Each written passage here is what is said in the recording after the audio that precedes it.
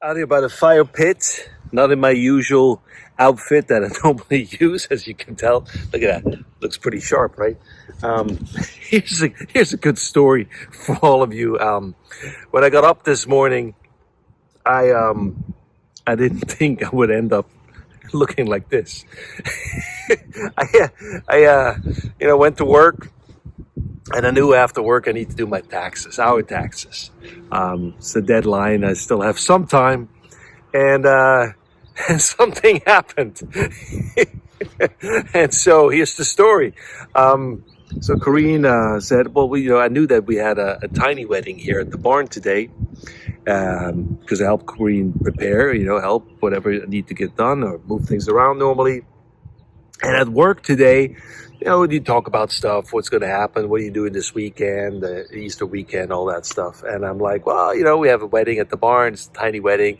And somebody asked, well, are you involved? I mean, what do you need to do there? Do you have work to do for that wedding? I was like, no, I just need to help my wife.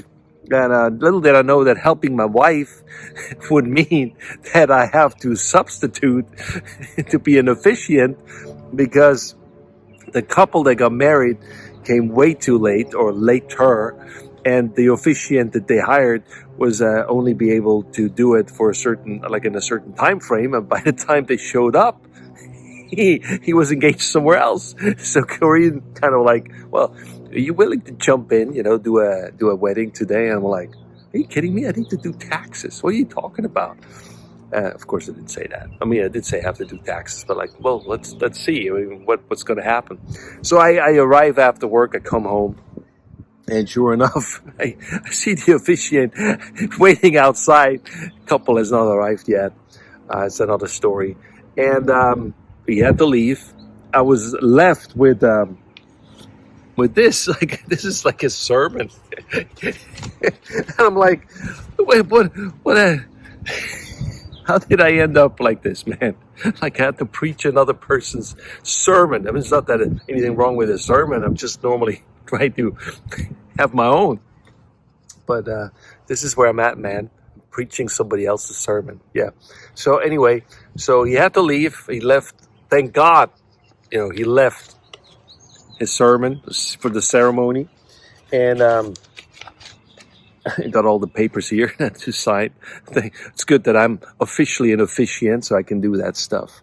But it was a great ceremony, quick, and we just spent some time with the bride and groom and the witnesses. It's pretty much that was what it was. It was like 5 people plus Corrine and I, or maybe with us, and got to know them a little better. It was a great time. So I just.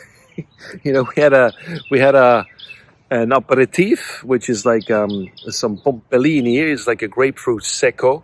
It's very good. I can highly recommend it.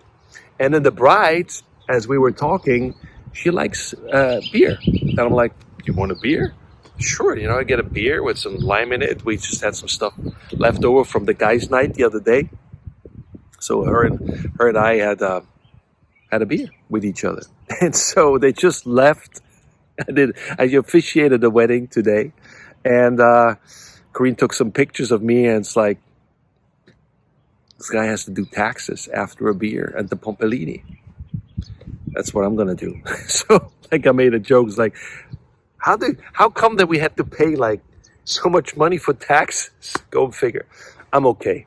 I'm just a joke. It's all fine. It's just a beer. So anyway, I thought it's a great story. You get up in the morning, you're thinking about, this is what I'm going to do. And it happens to me all the time, man. I have these plans. I have a list, right?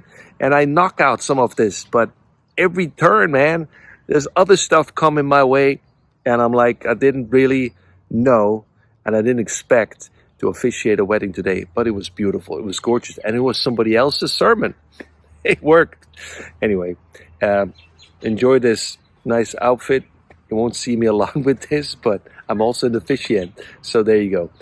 That's my perspective. I thought it's a great story. I wanted to share with you around the fire pit in a great outfit. Talk to you soon. Bye-bye.